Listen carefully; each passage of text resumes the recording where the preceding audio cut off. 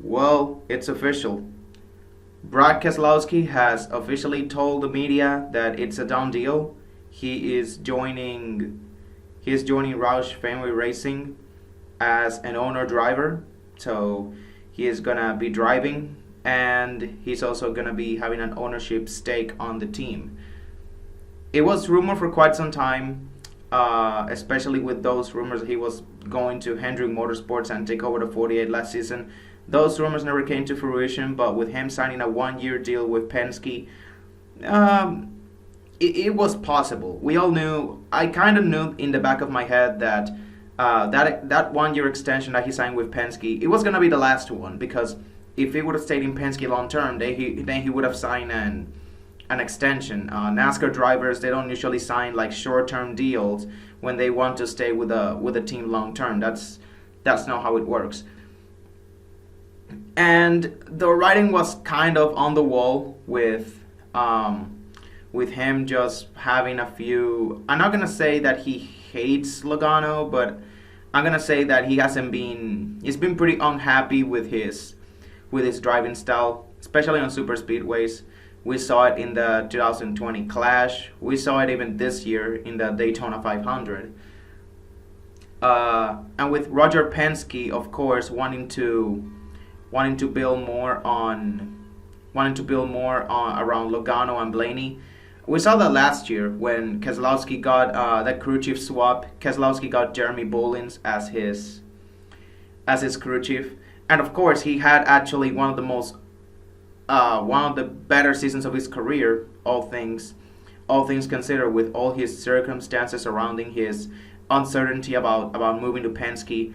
Of course, that season actually extended his stay at Penske because if he had a bad 2020 season, he was probably gone. He was probably gone at that season, probably to Hendrick.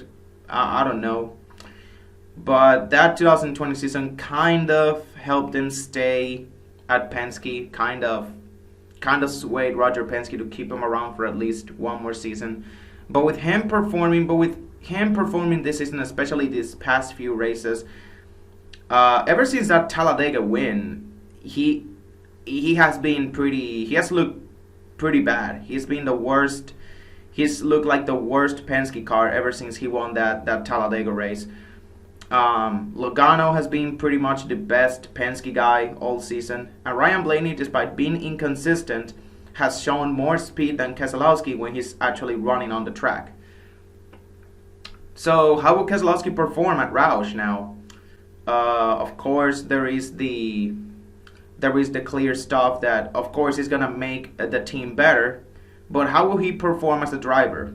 Because going from Penske to Roush, this isn't the 2000s anymore. This is a clear downgrade. This is a rebuilding Roush Fenway team. I do think that Keselowski is going to improve that team. I still think that he could take that a Roush car to the playoffs, similar to what Ryan Newman did in 2019 in his first season with Roush. And if Newman could take that car, a Roush car, to the playoffs, then I believe Keselowski can. Keselowski is right now. Keselowski is a much better driver than Newman. He is younger. He's in his 30s, in his late 30s. Newman is in his 40s already, mid 40s. So not that young, but still he's still younger, and he still has a few good contending seasons left in him. And speaking of Ryan Newman, is he going to retire? Because it's true that he took that six car to the playoffs in 2019, and he could have pretty much done that same thing in 2020. But of course, that Daytona 500 crash, it might have altered his career, not only his performance, but it might have also altered his mentality of maybe he's going to retire. Now, who knows? Newman hasn't announced anything. He's on a contract year. I don't know if this season is his contract year or if 2022 is his contract year. Newman has said that he wants to keep on racing, but with Keselowski, of course, joining Roush, maybe that's a telling sign of that Ryan Newman is telling us something we don't know, but we kind of know in the back of our heads that maybe he's planning on retiring. Uh, I do think with the sponsors that Keselowski has and the star power that he brings, I believe that he can. That Roush can go back, can expand to a three-car team once again with Buescher, Newman, and Keselowski.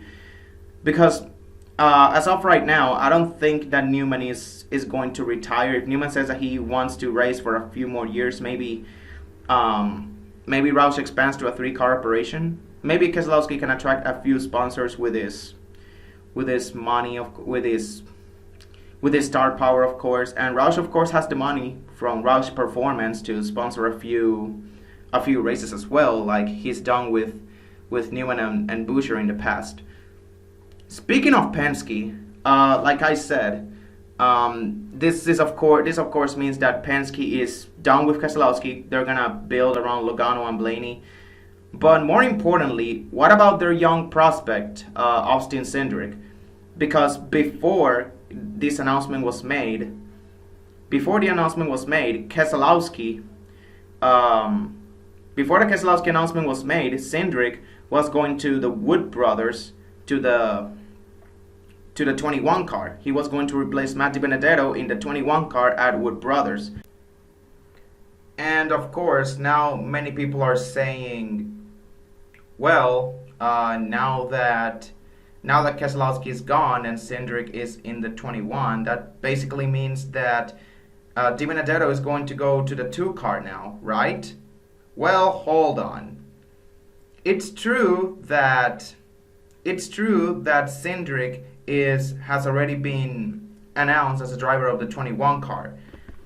But you guys have got to realize that Austin Cindric, the contract that he signed, he did not sign that contract with Wood Brothers. He signed that contract with Penske. He's not a Wood Brothers driver. He is a Penske driver. Wood Brothers is the satellite team. So that's basically, Penske assigned Cindric to the Wood Brothers simply because he anticipated that there will be no space for him to put Cindric in his 3-car operation. But now that Keselowski is gone, that pretty much means that Cindric could go to the 2-car, could take over the 2-car. And that could actually be something good for DiBenedetto, because that could actually mean that he gets to stay in the 21 car for a few more seasons. So I believe it's a win-win for everyone if Cindric goes to the 2 car and DiBenedetto stays in the 21. And a lot of people won't like it, because this just basically means that Cindric is the son of Team Cindric, the president of Penske. A lot of people won't like that move, but it's that people have got to realize this is the reality of NASCAR. Look at what happened with Levine Family Racing, for example. Because there was no space at Joe Gibbs Racing to move Christopher Bell up to the Cup Series in 2020, they had to release Matt DiBenedetto to make room for Christopher Bell in 2020. And of course, the same thing was about to happen at Penske with Keselowski, but with Keselowski leaving now, then it's very possible that DiBenedetto is going to keep his ride in the 21 and Cindric will go to the main team. And what happens to the Xfinity 22 car now? What happens to the 22 in Xfinity after Cindric moves up to the Cup Series? Because there was a piece of news that kind of went under the radar, that it actually came out after Cindric won the 2020 Xfinity Championship. Roger Penske stated that during the pandemic, that they were planning on shutting down that 22 car, the 22 team. They were planning on shutting down that car and moving Cindric down to a part-time seat at Penske. Now, of course, that didn't happen. Austin Cindric ended up driving the full season and ended up winning the championship last year. So it was a good call by Roger Penske by not shutting down that team. And but now that Austin Cindric is moving up to the Cup Series, their Xfinity team, what's going to happen? Because they don't have any young drivers in their pipeline. They have no young drivers left to develop. It was basically the only drivers that they have developed successfully are Ryan Blaney and then Cindric. Nobody else. There have been quite a few drivers, of course, that have gone through the ranks, like Alex Bowman, Justin Allgaier, Tyler Reddick, Daniel Hemrick, and a few others. But of course, Penske either released them or somebody else signed them, or were signed to other teams. So my speculation is that the 22 car, unless something happens and someone like a Todd Gilliland moves up to Xfinity, which I really doubt that if he does, he's going to drive the 22. But as of right now, I think the 22 will remain will be scaled back to a part-time entry with all 4 Cup drivers splitting time on that ride.